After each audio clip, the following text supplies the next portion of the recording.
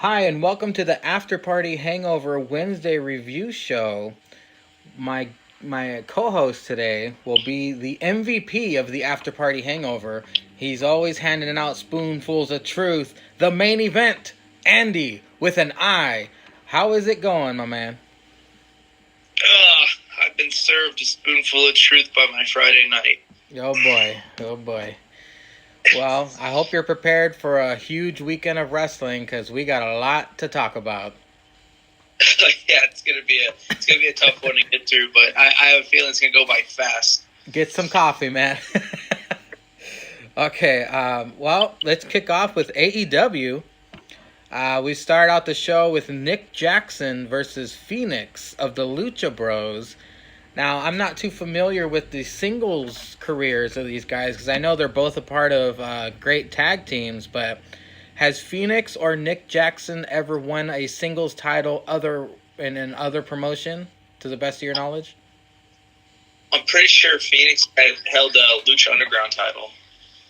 Oh, that's where he came from, Lucha Underground? He's like all over the place, like down in Mexico, but like he got really famous out there. I'm pretty sure, unless I'm wrong, but I'm pretty sure he held the title down there. Well, they sure did put a lot of faith into him and Nick Jackson for kicking off the show in a pretty damn good matchup. We had lots of athleticism and flying around, and it was basically a super kickoff match because they just super kicked each other 40 times. Phoenix, I noticed that Phoenix and Nick Jackson not only have nullified the super kick, but now they've nullified the RKO. Have you noticed that Phoenix is hitting RKOs out of everywhere? Yeah, it's a cutter. Yeah, regular cutter, diamond cutter. I'm more familiar with it as the RKO, but I mean it does look devastating, but I mean he did a somersault and hit the RKO on him on the outside of the ring. You think that would have took him out, but it did not. It was a lot of false finishes.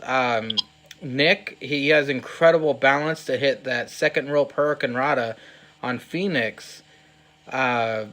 Just very hard hitting. And who is your favorite between these two? Because it is pretty difficult to choose because they're both pretty damn good. I'm still leaning towards the Jacksons. Eddie Jackson, it doesn't matter. First, they're from Cali. Cucamonga Rancho isn't too far from where I'm from, so all the love goes towards them. And if given a more time, I think you would have seen that Nick Jackson had more moves to pull out of his ass because he can go. Yeah, and AEW is doing a perfect job of pushing the Lucha Bros. Like, they really want them out there to the point where they're making the Young Bucks lose pretty much every match. I know it happened on Wednesday, but do you recall a favorite moment from this matchup? From this matchup, I could definitely... I'm trying to think of the time where they took turns bouncing off the second rope, like in the corner. You know what I'm saying? Yeah, that's where Nick reversed some of his moves and hit that second rope Hurricane Rana, which was very impressive. That stuff was amazing. And the finish was my favorite part because I am a fan of the boot, the kicks, even though they seem nullified. Phoenix put Nick Jackson on the top rope and did a springboard spin kick to his face. And then right after that, Phoenix hits a spinning muscle buster pin for the win. That move is banned in WWE because of what happened to TJ, Natty's husband. But that was very impressive. That finisher, nobody could kick out of that shit. Yeah, it was overall a really good match. Good way to start off the show. And it's like... It made me stay, because this week I watched AEW first. Yeah, so did I. I usually watch like a segment and I change and then watch another segment, because I don't get to watch till later at night. But like that one, I just like, well, I'm going to see how AEW plays out the rest of the night. I feel your pain, brother, because it always comes on when I'm at work, and I have to watch 4 hours of wrestling when I get out of work. I'm not really dreading it, but it's a lot of wrestling to take in late at night. Definitely. Nick goes in for the handshake after the match as a sign of respect, and then Phoenix walks up to him like he's going to shake his hand, and he just turns, walks away with the fans booing. But, I mean, given these guys' history, I don't know if they're quite there yet. They kill each other every match, kind of reminiscent of the New Day versus the Usos, but obviously the Young Bucks and the Lucha Bros have had way more matches together on that have aired. But, I don't know, maybe one day they'll go in for the handshake and mean it. But they followed up this match with Britt Baker, the dentist, versus Hikaru Shida. Do you remember this match at all? I'll let you know. I fast forward to that whole match. I'm sick to see Britt Baker on my TV. Like, there's other women in the division. Like, come on. It's like I don't care to see it until like more females come into the fold, and not just to lose to her, or not just to lose to Nyla Rose. And, you know, this is the match I took the least amount of notes on for good reason. I put Britt Baker, even though she needs to eat a couple cheeseburgers, Britt looked very hot tonight. That's basically it. That's her. And then she got a busted nose during the match because Shida was pretty stiff with a lot of her moves. She did a good job of putting over Shida. Shida wins using a shiny wizard. You know, that's fine. Britt Baker wants to put over people, whatever. But this was a very forgettable matchup. What wasn't forgettable was the surprise vignette we got with the Dark Order with like a cult-like recruiting video, which was, I thought it was done quite well. What did you think? No, that was really good. That kept me engaged. It's definitely speaking to like not to be a jerk, but it just spoke to a lot of the AEW crowd. The representation. Hey man, I understand. I was this close to putting on a lucha mask and taking off my shirt and letting my man boobs fly. Yeah. But it was really good. It was well done. The production value was like super high, and it definitely looked like something out of a commercial or from a movie like Total Recall or something. That's what it reminded me of. Yeah, when they do their vignette videos, they're pretty damn good with the production. I like how they that makes them look. That makes them seem more legit when they put a lot of effort into those videos. And they don't look cheesy at all. It looked really well done, like well written. Like compared to like some of the WWE vignettes, like seem super cheese. Yeah. This did not. There's like, hold the cheese, all beef. It was really good. I like that. The next segment actually had a lot of stuff going down. I rewatched it this morning and wrote down a lot more notes for the Dynamite Dozen Battle Royal. And what's the prize? A diamond ring. Chance for the diamond ring. That's true. A chance to win a diamond ring, which do guys even wear bling anymore? Is that a thing? Do dudes still flash their rings besides Tom Brady? And unfortunately, in my profession right now, there is a ring you can get, and then like when you wear it, it's like a flex. It's like a flex thing. Yeah. So I guess it like. Maybe us peasants don't understand it, but like I could see it. It's a nice spin on a title, and it sounds like a different, like a new idea that's pretty cool, and it sounds like something perfect for a heel. Exactly. So, I was just gonna say that. My first thought was, MJF's winning, because you're not gonna see Marco Stunt sporting a diamond ring around, or well, maybe Sonny Kiss would do it, but I don't know about like Billy Gunn or whatever. But yeah, it was made perfect for a heel. There were a lot of moments in this match, including an appearance from Mr. Ass, Billy Gunn. Oh, yeah. It's so crazy. No, crazy how big he is compared to everybody else. Didn't he look like Big Show compared to everybody? Yeah, it was crazy. He like in WWE, he didn't look that big, but again, everyone was big when he was like in his prime, and now it's just like you definitely seeing like the change of type of wrestler there is. And he made everyone look big, but everyone got their good spots. You know, Billy Gunn, didn't he get fired for, like, it was rumored he was taking steroids or something from the NXT training center? Did you hear about that? No, I didn't hear anything about that.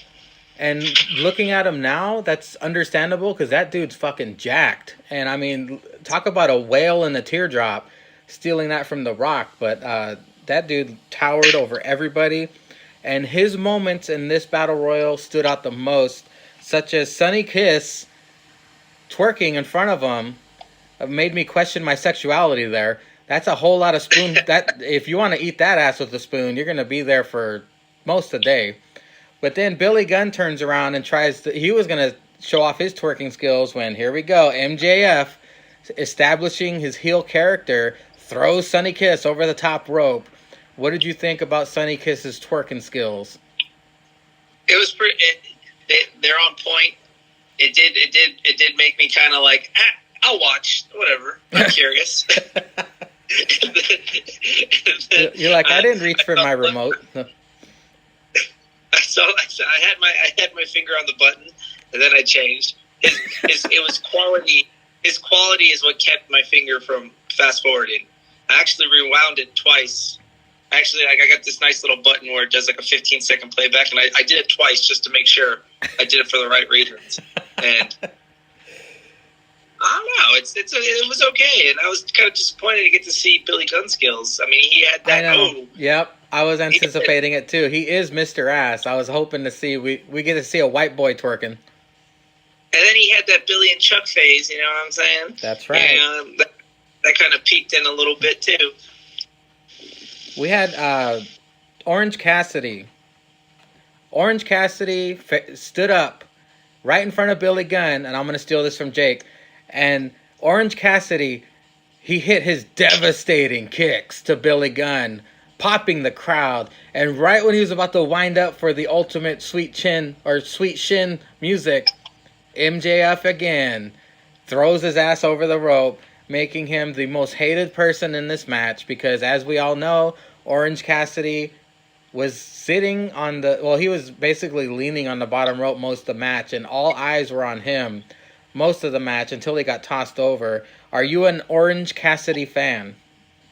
Oh, yeah. I've always been.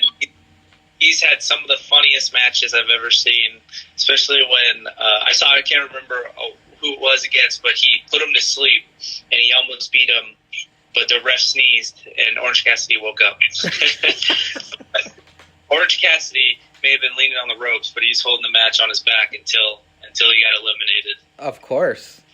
We also got Jimmy Havoc losing his goddamn mind, pulling out a staple gun and stapling hands, legs, heads, and balls to the point where refs surrounded his ass and said, "Get your crazy ass out of here."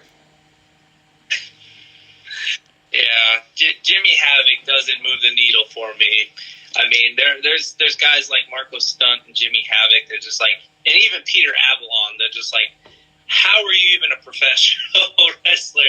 But I mean, that was pretty cool though. It was pretty awesome seeing him staple. I think he even stapled Mr. Ass's right in his dick. Yeah, he stapled someone right. I remember seeing that. I was like, oh, now I'm a fan. Jimmy Havoc kind of seems like a Kmart Darby Allin. I thought Jimmy Havoc, I thought he was like a lead singer in an emo band the first time I saw him wrestle. He just got out of his shift at Hot Topic and he decided to wrestle. He's like in a AFI cover band. He's late. He's very late to Halloween. Yeah. We also got, during the commercial break, I don't think they showed this, but Sean Spears, the chairman, eliminated Joey Janela by hitting him with a chair when Joey Janela was on the top rope, thus eliminating Joey's chances for getting that diamond ring. I guess they're going to keep that angle up, even though Sean Spears desperately needs to ingest some charisma, or he needs what the hell does that guy need to do to get over, because he is just not working. I don't know. He needs to take a freaking charisma milkshake every morning, and then maybe snort some charisma pills, and then maybe take a ride with that wrestling guy once he finally comes out of hiding. Hashtag save that wrestling guy. Yes, and maybe he'll figure out what the hell he needs. I mean, how could your wife have so much more charisma than you? Exactly, and she probably gets a bigger paycheck as well. But I think once he finally finds his groove, I think he just needs to stop taking himself so serious. I don't know, but what the hell do I know? I forgot to mention, Christopher Daniels disguised himself as Phoenix at the very beginning of the match and distracted Pentagon. And as the bell rang, Christopher Daniels, with his distraction to Pentagon got eliminated first. So I guess that's a good way to eliminate him and save his character. But we actually ended up with Hangman Page and MJF are the final two and will face off next Wednesday in Dynamite in Chicago for that diamond ring. Are you excited to see these two go against each other? And MJF has his heavy with him, Wardlow. Yeah, I'm pretty, Adam Page wrestles. It's always been good. I just remember him in ROH and even in New Japan. He was always like a hard-hitting son of a bitch. And I think he handed Adam Cole his last loss in Ring of Honor. But, I can't wait. I'm actually tempted to try to watch that live. But we'll see how that goes. And then MJF, I never, only outside on Dynamite is I've ever seen him wrestle. So I don't know too much about him. All I know is he's a dick, and he's like an uncensored Miz, which is good.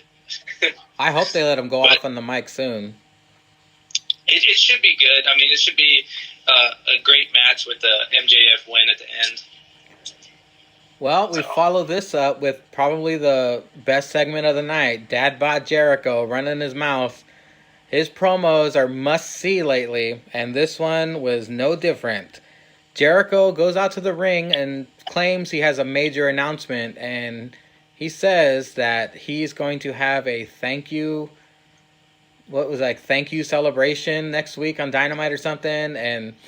But first, he wanted to apologize for his behavior, and every time he wanted to apologize, he held that mic up to Jake Hagar's mouth, and with his lispiness said, "Sorry." I thought that was pretty damn funny and entertaining, that Jericho didn't want to say sorry like the Fonz from Happy Days.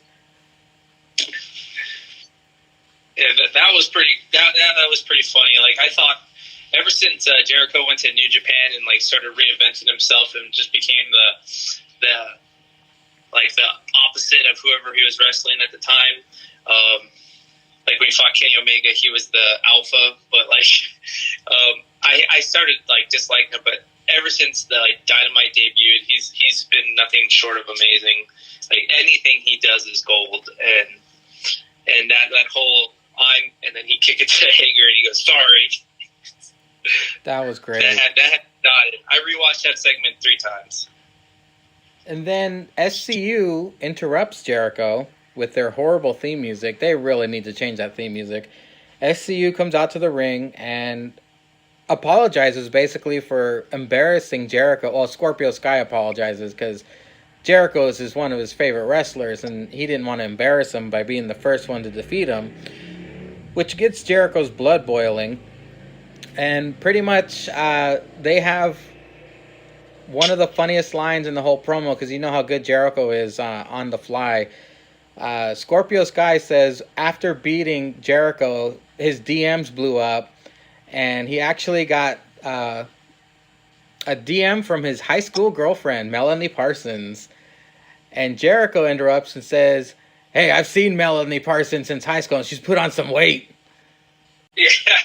That was awesome. Goddamn Jericho. Is there anything that man cannot do? He is just so perfect for being a heel champion. And he got a Baby Yoda reference in there. I don't know if anyone caught that. Was hilarious. Yes. Cuter than Baby Yoda. Well, this sets up a match between Jericho and Scorpio Sky for the AEW Championship next week in Chicago. Scorpio Sky did a little Bugs Bunny argument with him. Just, reverse psychology was pretty funny that he goaded Jericho into making it a title match. Should be a good match. The goat. What was that? He goaded the goat. Yeah, he did.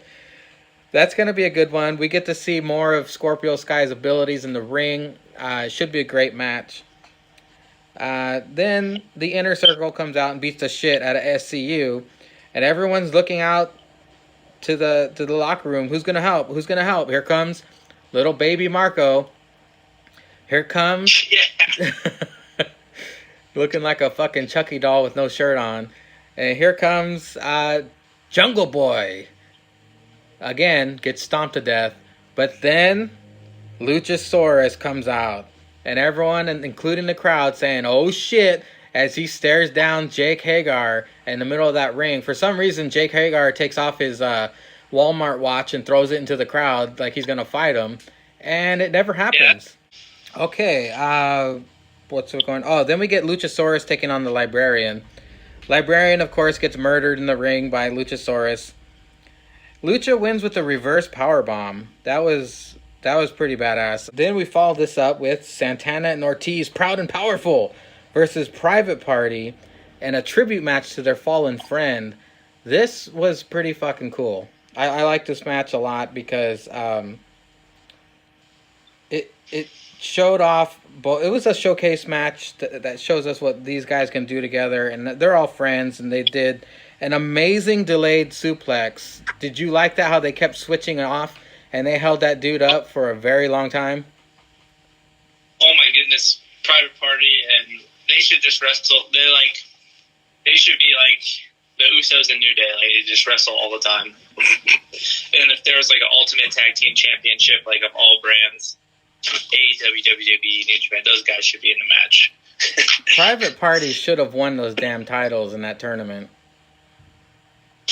Well, I guess it's good that they didn't, because when they do, it's going to be amazing. But those guys, sign me up anytime they're wrestling. I would love to see them in like singles competition too. Also, during this match, a regular occurrence in AEW, did the ref botch a 3 count? Like towards the end, it looked like the ref had botched it. I mean, Private Party still won, but I believe the ref botched the 3 count.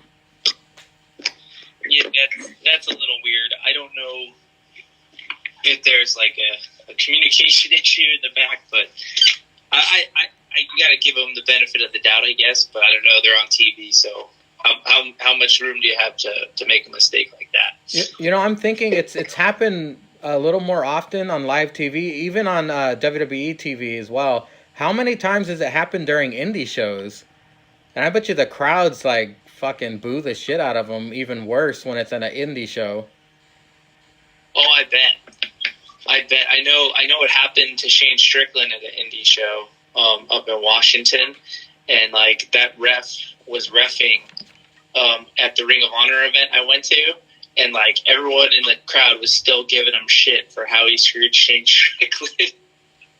Jeez. Well, so I can happen all the time in the indies. After the match, the Inner Circle jumps them again, and this time Nick Jackson and Goldust come in for the save. Goldust with the face paint, but that was it. He can still go, man. Goldust for the save. I guess that they're working him into the angle. There's probably going to be an 8-man tag coming up sooner than later. But then we get a Kenny Omega video promo, basically saying, I'm going to be different. I'm going to be the real Kenny Omega. He still had a little shiner from their match with Jon Moxley. Yeah. Do you think Kenny Omega is going to come back different, or do you think he's just talking shit? He might. I mean, he was making, like, it seemed like a joke with the whole, like, the lifting and only putting more weight on one side at the end.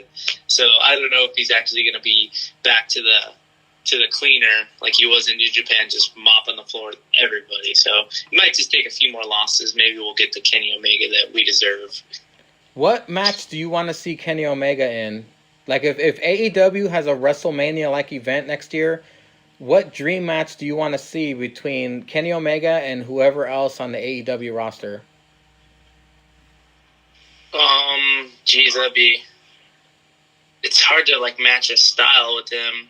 It would be nice to see Kenny Omega and Hangman Page throw down for like if they had like a tournament for a championship, and they were the final two, and even though they're friends, they just got to go at it and just see. Or if they ever bring Kota Ibushi over in AEW, that would be awesome to see Kenny versus Kota Ibushi. That's a good point. Having Kenny Omega and Hangman Page fight each other, because those two desperately need to get their characters back in order. Like, Hangman Page has suffered some losses that kind of brought some doubt to what he can do, I think, on TV. And Kenny Omega taking losses as well. If they both faced each other and had a badass match, I believe it would do pretty much, it'd do great for both of their personas on TV to the fans. Definitely. I just don't think they have the time like to on TV to put on like a Kenny Omega show, because even when I watched I watched New Japan, it's like old episodes that they cut for TV, and like his matches like have 3 or 4 commercials in it, and they go like 30, sometimes 40 minutes. But the crowds eat it up, right? The crowds love it. Oh yeah, the crowd's all into it, and it's funny too because over there they don't stand up; they just sit down. Like the Japanese fans, they just sit there and cheer. So it's even weirder. You don't think anyone's involved, like into the match, but they're really great matches. Like you won't even notice that an hour's gone by. I love how polite the Japanese audience is. By the way, it's very, very different cultures compared to us, like us American assholes, and them being all polite and sticking around to clean up after the event's over. It's very different, very strange. Then we come to the main event. Darby Allin versus Jon Moxley. And Darby brought back a staple from the old days that Undertaker made famous. The dude enters in a body bag. And not only was he in the body bag, but he stuffed his skateboard in the body bag with him. I guess because he's a skeleton, basically. But I thought that was pretty badass how he unzipped it himself and then skated down to the ring. What did you think about that?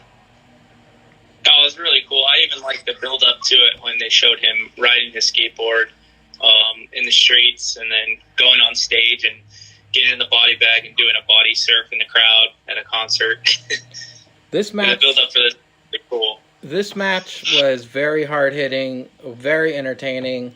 I love how Mox no-sold a flying crossbody from Darby because he's so damn skinny. And Moxley looks like the Incredible Hulk next to him. That opening was amazing. Coming out I'll say it again, Mox has the best song in all of wrestling right now, in my opinion. In all of wrestling, he has the best song.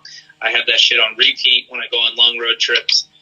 And coming out to that and then getting a whole Darby Allin thrown at you from the ring to start the match was nothing short of amazing.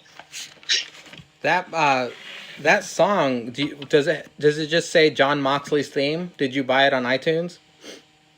I just typed it into Apple Music and then I just put Jon Moxley. No, I put AEW, and then someone made an AEW playlist, and then I found like Kenny Omega's The Young Bucks, and then I can't remember the name of it.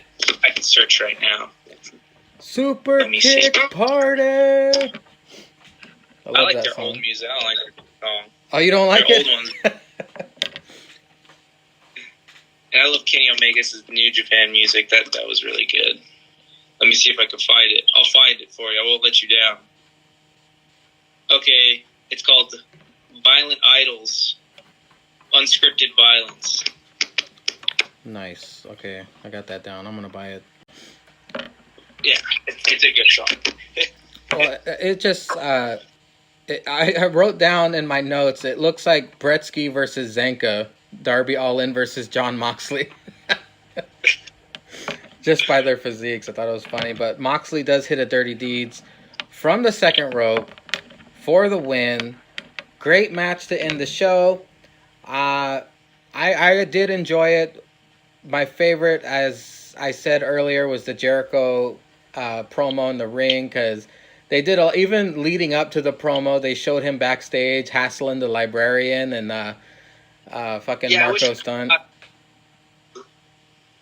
I didn't hear any of that because it stupid commercial going on. So before I started this interview with you right now, I went on YouTube and I looked it up, and he was basically throwing the librarian's books around because they were about dinosaurs. And then he went up to some random black guy and he was like, "What's up, man? What's up? What are you doing here?" And he like, the black dude was wearing a hat, and he tried to pull the hat down to like, you know, make it go over his face, but it didn't budge. So he just moved on, and Jake Hagar just mad dogged him. And then they went up to Marco Stunt, who was with two in-ring photographers, and they're like, "Hey, what are you doing here with your shirtless son? Why'd you bring your shirtless son here, man? That's not cool. You're gonna get sick, boy. Go put a shirt on, man. Hey, let me see your ID. How old are you?" And Marco goes, "I was born in '96." And Jericho goes, "Well, that makes you go put a shirt on." He couldn't do the math. It was great, man. Jericho, he's carrying that show big time. Love it. But now we get to NXT. NXT kicks off with Becky Lynch and Regal basically saying, "Welcome back." Becky Lynch comes out with, she didn't have security with her. Security was guarding her door. But she storms out and the crowd pops for Becky, which slowly turns into boos because I guess the NXT audience maybe sees Becky as a traitor for leaving, but it wasn't up to her. But she cuts a great promo. Rhea Ripley cuts her off, though. And, of course, the crowd goes, "Holy shit." Rhea Ripley staring down Becky Lynch. That's a dream match in its own. I mean, I know Rhea's pretty young, but them two staring each other down, they then set up a match. They start wrestling. And these two have great chemistry. Just by their looks, they could probably even be like they look like sisters almost. They kind of got that same face. Yeah, they make that same scowl. The same vibe going on. The Man and Rhea Ripley, who I call Pete Dunne face, but I don't know. She's kind of growing on me. I think every time I see her, she looks cuter and cuter. And plus, I heard her on Corey Graves' podcast. She's actually sounded like a fangirl. Sounded kind of cute. Yeah, if you really want to be let down by her persona, just follow her Instagram. She's such a dork. Oh shit. Well, of course, Shayna Baszler and her ugly friends have to ruin the match, but I mean, hopefully in the future we get an actual Becky Lynch versus Rhea Ripley match, but luckily they're both young, so we will get to see that match someday. Did you like this match, and what do you think of the outcome? I think the best, like, my highlight of it was the reversal from the disarm her. That was really badass. I've never really seen it done that way, and that made the match really cool. That put it over the edge for me. I was like, yeah, it's a good match. So does that mean that Rhea Ripley is gone from NXT UK? Did they lose her? I think they're all just like on loan and like kind of like it's all NXT banner type stuff because I'm pretty sure she'll be in the next takeover that they do over there. Well, hopefully. I don't see why not. They really need that talent because I don't know if you noticed on SmackDown, they had Toni Storm out there. I was like, they're taking everybody from fucking NXT UK.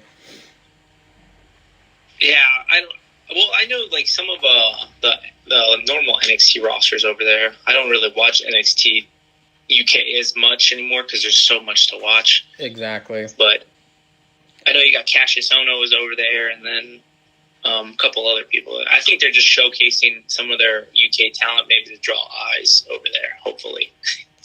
Well, we follow this up with the Revival showing up, and they're about to get ready to have one of the greatest tag matches that we'll get to later. Come back from break, and Kona Reeves, who looks horrible, and I hope he goes away, gets attacked by Ricochet right before the match he's supposed to have with Matt Riddle. And us spoiled fans get another dream match, Matt Riddle versus Ricochet, which, by the way, let me point out my chunky boo Jessica is reffing this match. She had a front row. She had a front row seat to this dream match. It's just fucking incredible, dude. Reversals at the reversals. I mean, could you imagine this on a WrestleMania card? They would pull out all the stops. Jesus, that means like WrestleMania would be so long if they actually wrestled on WrestleMania, because that match, I see nothing short of 25 minutes on that match. At least 25 minutes. Yeah, if Riddle gets called up or Ricochet goes back to NXT, I want to see that match in full because, of course, it's Survivor Series, so we get the SmackDown crew to come out. Riddle does win the match, but SmackDown does beat the crap out of everybody, and just another countless fucking invasion that we've been getting for the past, 2 to 3 weeks. Just hyping Survivor Series, but, Ricochet flies on Cesaro. Roddy Strong, he takes out Nakamura. Riddle takes out Roddy. And then Finn Balor jumps Riddle, hyping their match for later today. Finn Balor versus Matt Riddle. That should be a good one. Who do you think will win that match? Oh, Finn Balor definitely has. I see it as a have to win for him, and I definitely think he's going to win. I mean, they have all this time for Matt Riddle to be built up, so I definitely think, and Finn Balor's definitely got something to prove, so I definitely think he's going to pull off the victory. Maybe not with the coup de grace, maybe with something else, but I think he's going to win. Well, I have a question for you. Do you think we have heel Finn Balor. Are we going to get a heel Finn Balor demon? Has that happened before in New Japan? Like, has he been a heel and a demon? Well, I know he's always worn the paint. Like, when Finn Balor was in New Japan, I didn't even know New Japan existed, so I can't say I've known. But I just saw a picture of him and Tama Tonga both wearing Tama Tonga's wearing face paint and Finn Balor's wearing like full like body paint. So, I mean, I can imagine, when they're in Bullet Club together, he did wear paint. It should be cool if we do get the demon, because the demon, it kind of, on one hand, it's Finn Balor super pissed off, and then on the other hand, it's like to please the fans.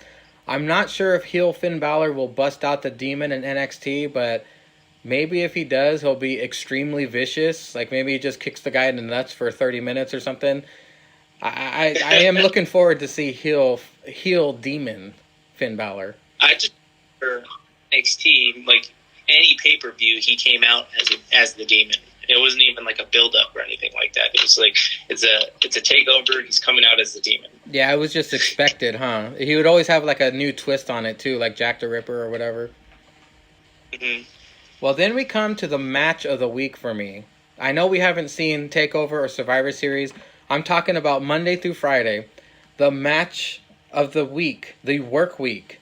The Revival takes on Bobby Fish, Kyle O'Reilly, the Undisputed Era. My God, was this match unbelievable.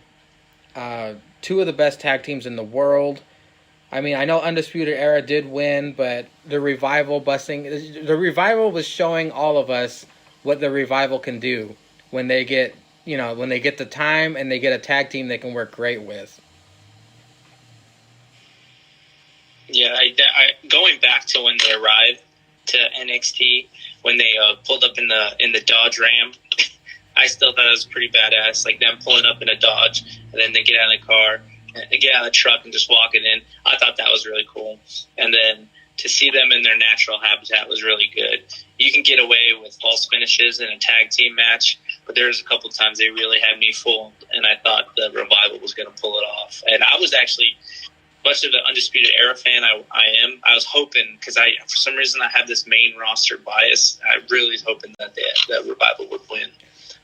I think Revival needed the win, to be honest. I mean, I know Undisputed Era is super badass, but the lack of respect that the Revival are getting on the main roster, I really wish they would have won this one. That way they could show Vince, like, hey, asshole, this is what we can do. Give us opportunities.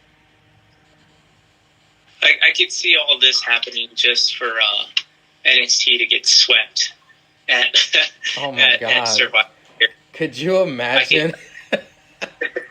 I could definitely see all that happening, with the exception of maybe Shayna Baszler. Even though I picked Becky to win for Zanka, I could just picture all of them losing, and then for just Shayna to win, just to, like a flex from Vince, like, yeah, your guys may be cool and cute and cuddly, but like, I don't give a fuck. I make all the decisions here. Let me main roster. He's like, let me shit on your parade.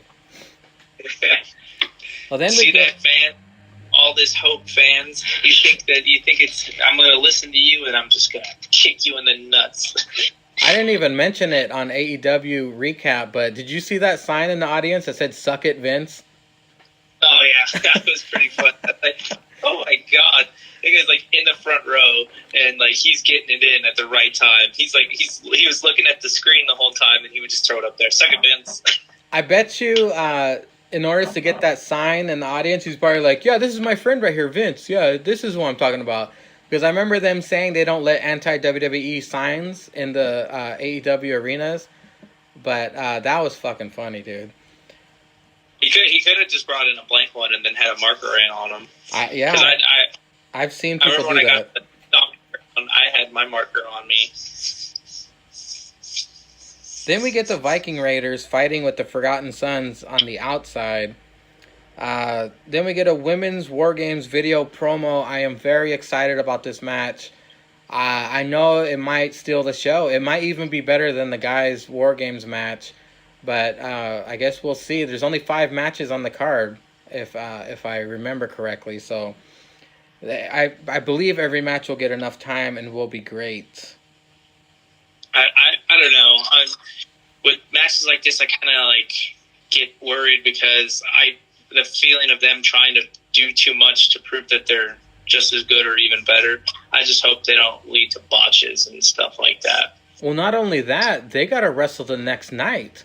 Like, they're going through all this hell. They're going to try and impress us and, show off, like you said. And then they got to go do it again on Sunday. Actually, they were there Friday as well. So Friday, Saturday, Sunday. I hope the NXT crew is getting vacation time and, and a bonus for this shit. Because they are overworked like crazy. Maybe because they're young. I don't know. But it's going to be impressive. Yeah. Then we get Kaylee Ray, straight out of the trailer park, drinking Mountain Dew, versus Dakota Kai. Bailey 2.0, in other words. Bailey. Yeah. It was an okay match. I mean, I'm just... Kaylee Ray, I don't know. I don't like her. I don't know if it's just because of how ugly she is, but... she doesn't impress me much. I like Dakota Kai, even though she looks like Bailey 2.0. I just don't give a shit about Dakota Kai. It's like, everything's so nice. I don't care. Like, whatever.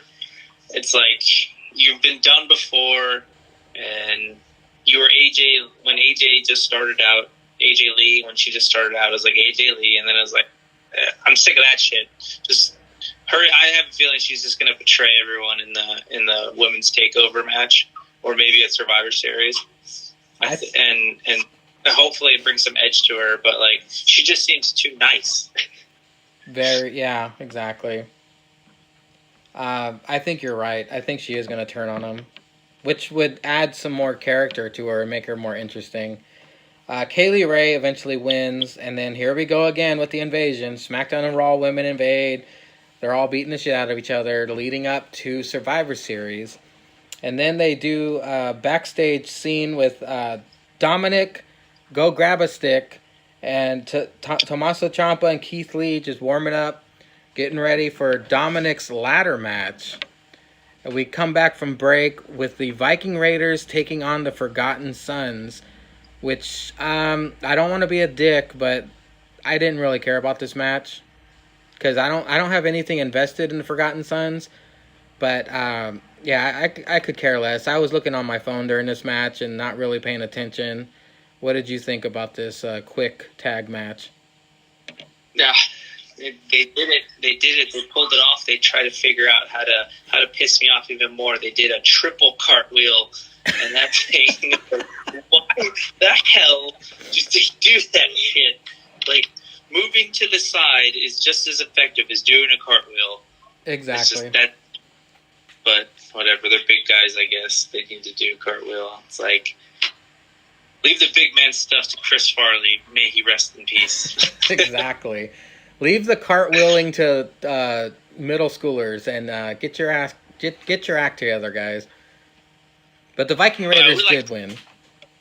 His back spring elbow looked very good that night. It looked really good. Yeah, because the Forgotten Sons actually got close enough this time. Because I don't know if you noticed, but most of the time when he does that, the people are way far back and they have to like pretend they got hit really hard with it when they didn't. Yeah, and it's just like Becky Lynch's like drop kick. It's like it's got no air. Like she could jump off a skyscraper and still only land like a foot in front of her. And it's like the person that's taking the elbow needs to get closer to him, and they did a really good job on that. Exactly. Then we get the match that I was waiting the whole night for. Dominic, I'm not going to try his last name anymore, versus Adam Cole. Dominic impressed the shit out of me during this match, because I know his wars with Keith Lee were very impressive, but fighting someone the caliber of Adam Cole, it just elevated him big time. Dominic chokeslam Adam onto the ladder. I don't know if he caught this, but it looked like Adam Cole's soul was crushed after that chokeslam. He hit that ladder hard. Yeah, poor Adam Cole. That guy's going through a lot, like the last 2 weeks. 3 weeks maybe? It's been 3 weeks since he wrestled Daniel Bryan, right? Yeah, I bet you he has a Brinks truck full of money to show for that one. He's showing his dentist wife. Yeah, he's been through a lot, and then he's got to go through freaking War Games and then defend his title. I mean, holy crap! Adam Cole, but whatever, the occasion, just like he did in the ladder match. He hit the Canadian Destroyer, which is also getting nullified, onto Dominic. When he came off the ladder? From the ladder. That was cool because I don't know if you noticed, but Dominic kind of did something with his legs after he got the Canadian Destroyer that made it extra believable and amazing. Like, goddamn, how tall is that dude for Adam Cole, that little midget, to do that to him? But it was still believable. They had no space to pull that off either, because the way the ladder was positioned with the other ladder in the corner, and then they were pretty much in that, he was pretty much already in the corner when he took the move, and it was very impressive. Dominic selling the knee injury, I loved that, because that told a great story of why he eventually lost. That's one thing, and Zanka said that the biggest problem in AEW is they don't sell. Dominic sold and made this match believable. Yeah, that was pretty cool. It's like he hits his finisher. It's like this is something they used to do all the time, like in the Ruthless Aggression and Attitude Era. They'd hit their finisher, and then they didn't have enough time to cover the person, and they would kick out and lose. I remember that happened a lot, and it's just stuff like that really, really makes it cool and understandable why a big guy can lose to a little guy, because Adam Cole is tiny, and in a real fight, Dominic Dijakovic should never lose. Exactly, but Adam Cole is so smart in the ring, as a ring technician, a ring general. He had the wherewithal to attack the knee of Dominic, knowing that Dominic had to climb the ladder, which they eventually both made it to the top, and Adam Cole nails Dominic in the head with the briefcase. Dominic then falls back onto a ladder that was set up and goes through the ladder, and you see that towering inferno fall onto the ladder. When he hit, you're like, that's it, it's over. Adam Cole wins the advantage for the heels at War Games, which is happening in 2 hours. I can't believe it. This was a great match. I did like the tag team match earlier better, but this was a great way to end the night. And then we get, of course, another invasion, which had some crazy spots in it. We had people hitting their finishers left and right. But what stood out the most from this invasion, did you see Drew McIntyre hit the Claymore on Dominic, and the way Dominic took it? Yes. That was fucking perfect, dude. It was so awesome. But I would like to be nitpicky for a second. Yeah. And when you see Ivor and frickin' Keith Lee do their little standing pose, and then they go run, it would have been so much cooler if Ivor, just when they went to go do their run to jump out, he just knocked him out. I'm shocked they didn't do cartwheels before they jumped over the top rope. Yeah. Jesus. That would have pissed you off even more. As much as I don't like Keith Lee standing posing, that spirit bomb is pretty badass. And who did he hit with the spirit bomb at NXT? It wasn't Seth, was it? It was someone. I can't remember who he hit with the spirit bomb, but that was pretty badass. He hit Drew McIntyre. I was just overwhelmed by the amount of fighting that was going on in the ring. I was trying to count everybody because our fantasy draft. Like, I was writing down names left and right. I was like, oh, there's Tommaso Ciampa. There's that. So I might have missed that. There was I know there was a spirit bomb last night before Braun Strowman got in the ring, but I'm pretty sure he hit someone with the spirit bomb on NXT. There's just so much wrestling and so many invasions. Did you think this was a good go-home episode for NXT for War Games? Oh, for War Games, yeah, definitely. And I'm kind of disappointed that we're not getting Leo Rush versus Garza, but I'm pretty stoked we're going to get Garza versus Strickland. Yeah, and they just added that. I really wish they would have put more of an emphasis on the triple threat for the number one contender. Yeah, kind of like, because that's going to be a really good match, and I wish they would have had a little bit more spotlight on the takeover, and maybe a little bit more insight on who the fourth male is going to be and the fourth female. Who do you think is going to be the fourth male? I just saw something before we started this that it might be Velveteen or John Morrison. Oh shit, John Morrison. Yeah. Damn. But it could be anyone. It could be Leo because he's not wrestling. It could be Strickland, but he's on the pre-show. Never mind. Like it could be Gargano. I mean, he hasn't been brought up at all. You just got me super excited for Morrison to come out now. I don't know why. I was scrolling down my Instagram feed and I saw like two possibilities, and it was Velveteen and Morrison. I was like, holy crap, that's badass. Velveteen would be good too. The DIY pop would be through the roof if it was Gargano. What was he injured? Like I know Finn Balor did that DDT to the outside, but how did he get it concussed? I forgot. I don't know if it was shoulder or head injury, but he definitely took a hard DDT to the head. Because I know that Velveteen got back surgery, right? So I'd figure he'd be out longer. Yeah, so that I don't know how credible the source was. I mean, they put out theories all the time. I forgot which page it was. It's crazy that all this is going to be answered in a couple hours. Yeah. But I'm like checking my phone right now because it might have been answered already. Sometimes they like to do breaking news like right before, right before the pre-show. But no, I haven't seen anything yet.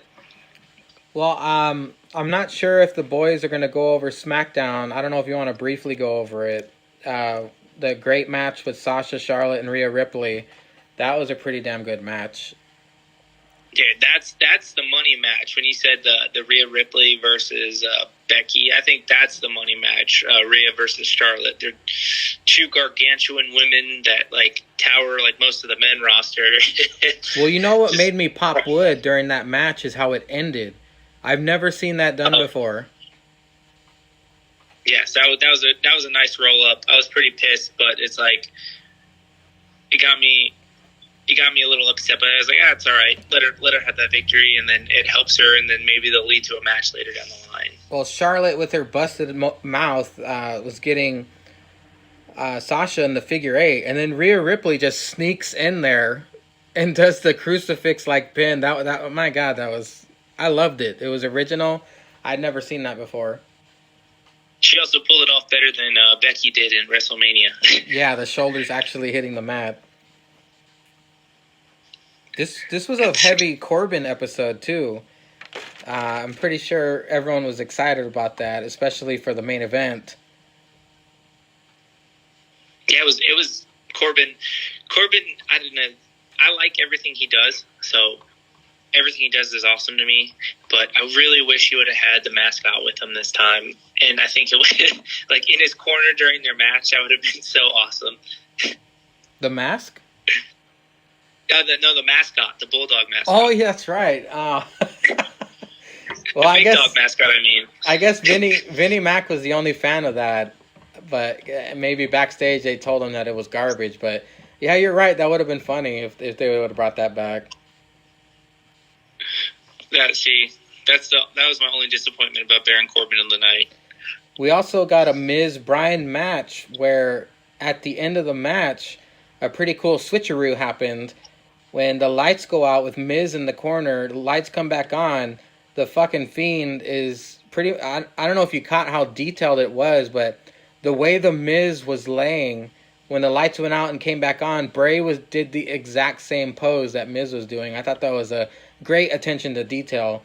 And then fucking Fiend beats the shit out of Bryan. Finger fucks him in the mouth. Yeah, and they didn't have the screaming.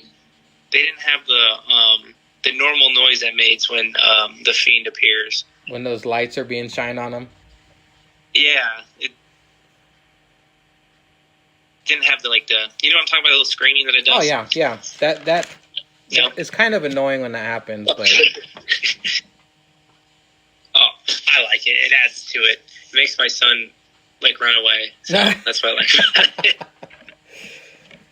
I just think maybe they need to change it up with the Fiend. I don't know, but that title, I'm sorry, I'm never going to be sold on that title.